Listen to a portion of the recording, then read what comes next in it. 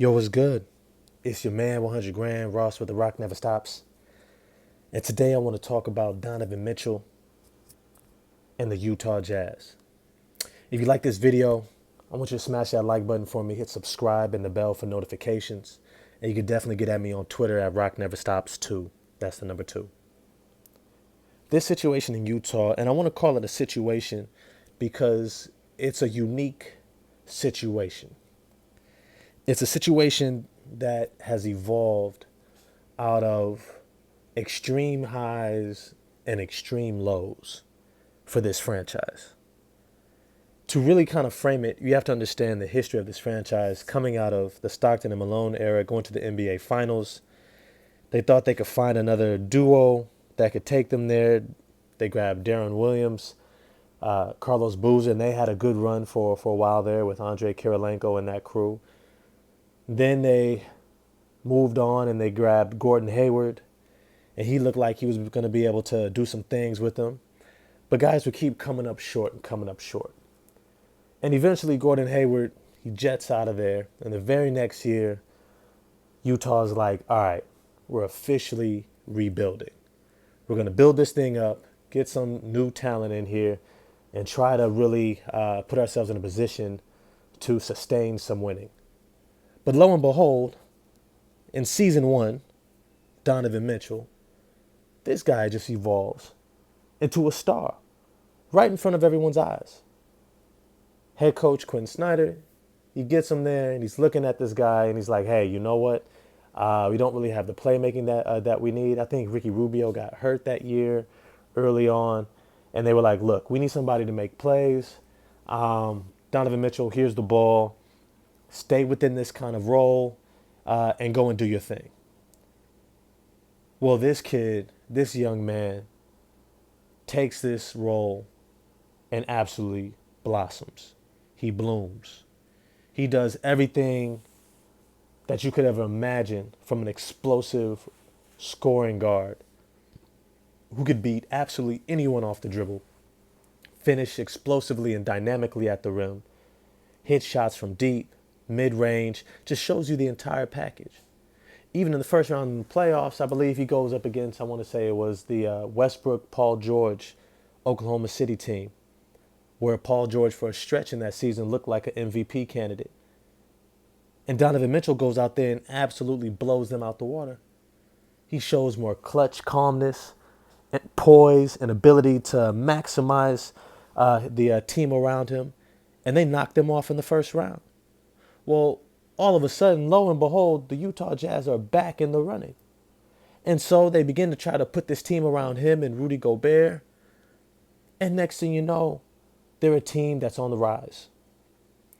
Well, unfortunately, the rise came and it went faster than they could have ever imagined. Within the rookie span of his first contract, the first 4 years, Utah begins to underachieve just as quickly as they overachieved. The people that they bring in, whether it's Mike Conley, whether it's Bojan Bogdanovic or Bogdan Bogdanovic, it didn't matter who they brought in. They really couldn't get over that hump to get past the semifinals, even get back to the semifinals of the Western Conference playoffs. And then after a while, you start hearing rumblings of Donovan Mitchell wanting to leave. All of a sudden, he doesn't seem happy anymore. He doesn't seem content. And the reality is, if you kind of see his energy, Donovan Mitchell kind of has the energy of a player who wants prime time. He wants to be seen on the biggest stage. As we saw in the playoffs, he loves the big stage. He thrives in it. And yet in Utah, small market team, it doesn't necessarily reflect the environment he necessarily wants to be in, especially how he pairs with Rudy Gobert and the rest of the roster. And their inability to really get to the biggest stage, Western Conference Finals, NBA Finals, has only added to it. So now the trade rumblings come in. And I kind of saw it coming the past couple of seasons.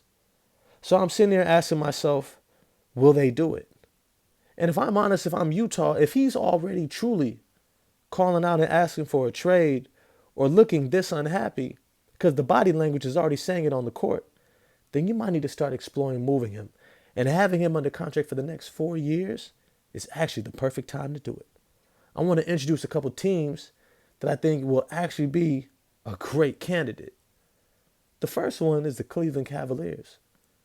The Cleveland Cavaliers have a couple of young assets. Young assets meaning two young players who have a degree of proven actualization of their abilities.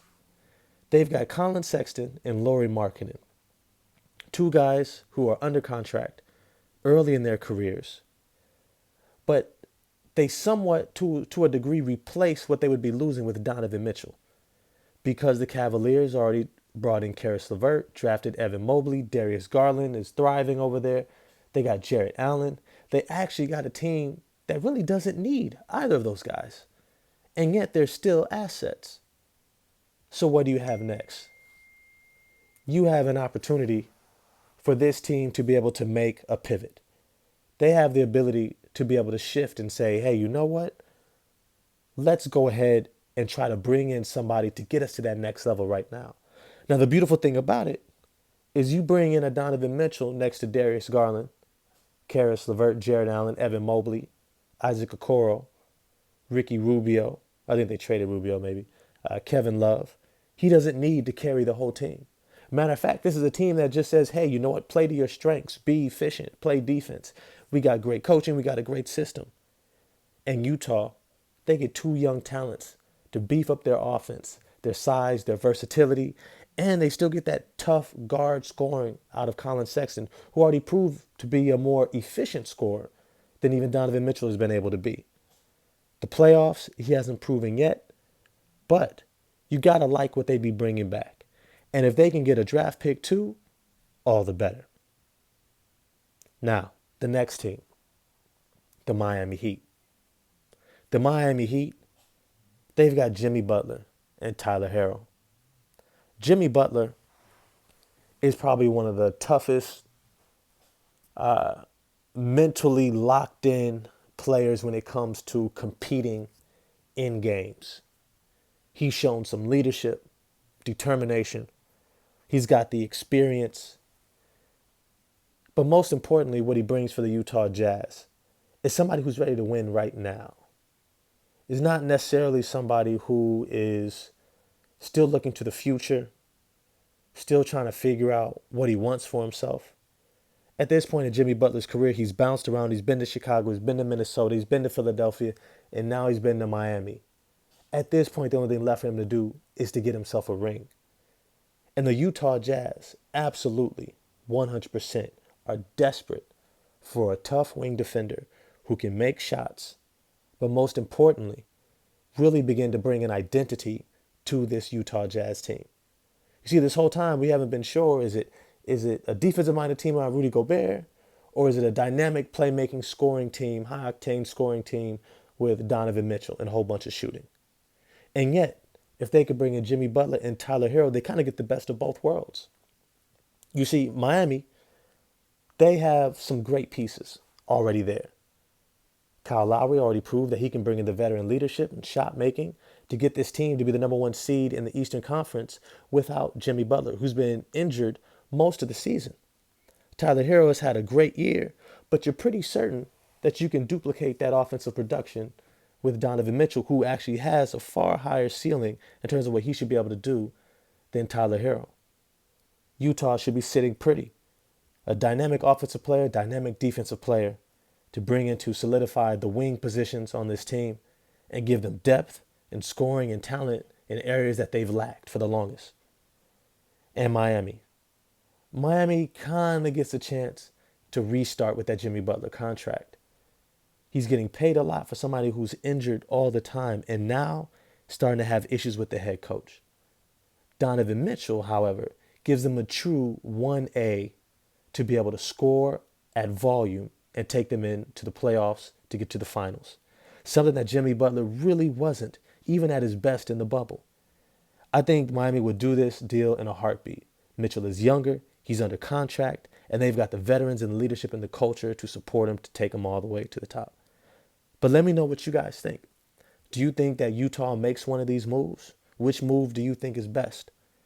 Holla at me on Twitter at Rock Never Stops. Smash that like button, hit subscribe and the bell for notifications. And I look forward to hollering at y'all next time. Peace.